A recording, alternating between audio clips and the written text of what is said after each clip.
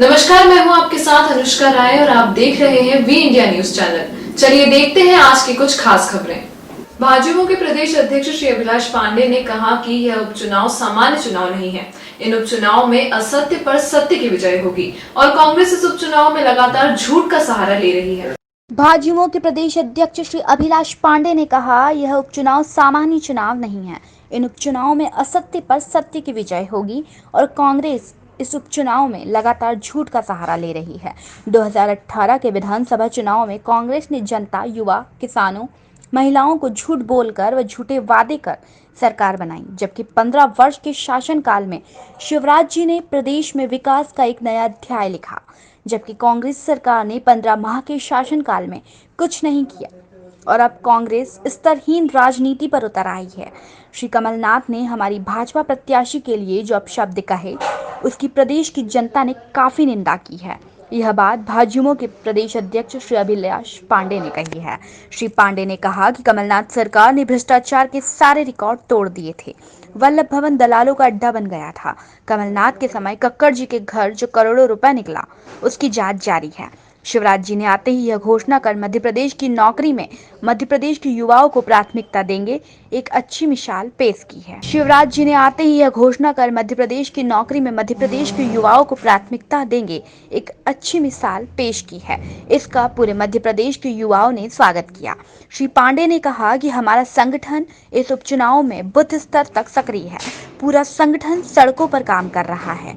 उन्होंने कांग्रेस के वरिष्ठ नेता दिग्विजय सिंह को तो अलीगढ़ के ताले में बंद करके रखा है, क्योंकि कमलनाथ जानते हैं कि दिग्विजय सिंह जहां जाएंगे वहां 10,000 वोट कम हो जाएंगे।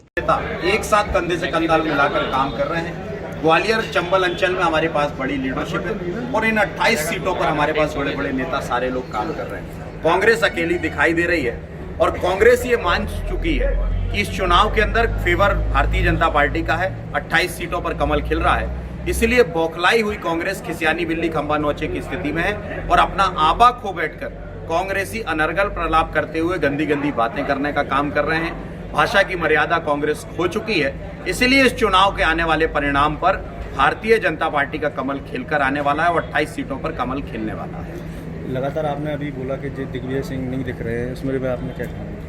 देखिए, चिट्ठी ना कोई संदेश, जाने वो कौन सा देश जहां दिग्विजय सिंह तुम चले गए। इसीलिए दिग्विजय सिंह को इस चुनाव से नदारद कर रखा है, क्योंकि वो जानते हैं कि वो भारतीय जनता पार्टी के स्टार प्रचारक है। जहां जाएंगे वहां 5-10 हजार वोट भारतीय जनता पार्टी को बढ़ाकर ही जाएंगे। इसीलिए कांग्रेस को पैक करने का काम कमलनाथ ने किया है।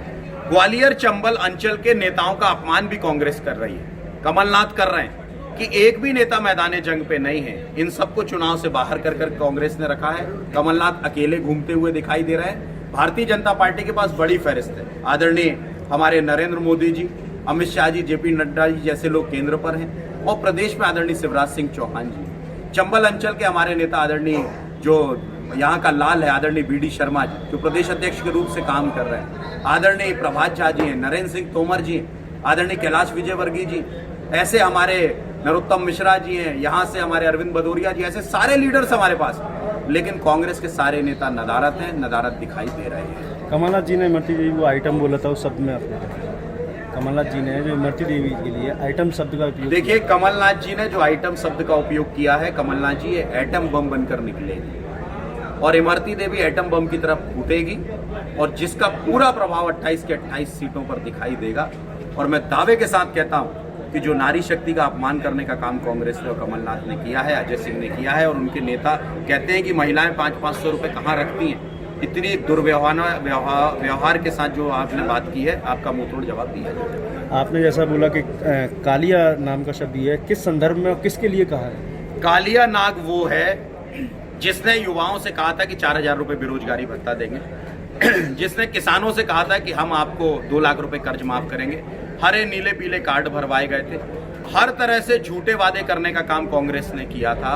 इसलिए जिस तरह से मथुरा और वृंदावन में कालिया नाग का मर्दन करने का काम कृष्ण भगवान ने किया था, इस चुनाव में मध्य प्रदेश की जनता ऐसे झूठे वादे करने वाले कालिया नागों का मर्दन करेगी। और मैं दावे के साथ कहता हूं कि जिन लोगों ने झूठे वादे किए थे, झूठ का पुलिंदा कांग्रेस बनकर उभरी थी, उस कांग्रेस का मर्दन करने का काम मध्य प्रदेश की युवा तरुणाई करने वाली है।